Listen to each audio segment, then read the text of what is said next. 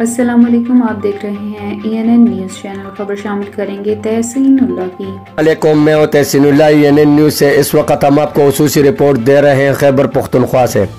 خیبر پختونخوا میں health committee کا اجلاس 1 ماہ پہلے پشاور میں ہوا تھا۔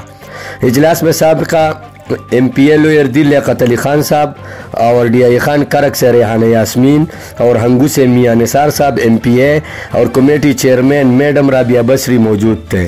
پچھلے اجلاس میں سب اراکین اور کمیٹی چیئرمین میڈم رابعہ بصری نے صوبائی حکومت خیبر پختونخوا سے اپیل کی تھی کہ KPK میں تقریباً 1300 فیمیل ہے جو ہیلتھ میں حاضر سروس ہے۔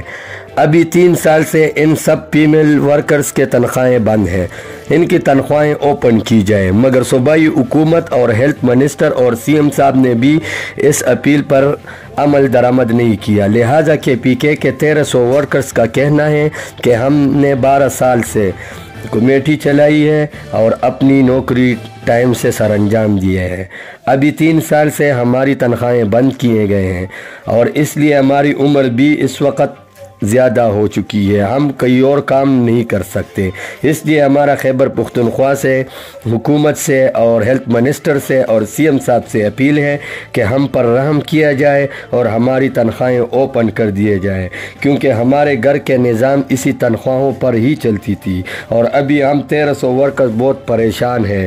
اور 1300 فیمیل ورکر نے یہ بھی کہا کہ یاد رہے لوئر دیر کے چیئرمین لیاقت علی خان صاحب اور DI خان کرک کے سے ریحانہ یاسمین اور لوئر دیر کے شاہ فیصل صاحب MPA اور ہنگو سے میاں نثار MPA اور کمیٹی کے چیئرمین میڈم رابعہ بصری نے 1300 ورکرز کا بہت ساتھ دیا ہے اور ہمارے اپیل بھی کی، مگر صوبائی حکومت، ہیلتھ منسٹر اور CM صاحب نے اس معاملے کو سیریس نہیں لیا، اس لیے ہم سڑکوں پر نکلنے پر مجبور ہو جائیں گے۔ Tehseen Ullah deputy bureau chief ENN news.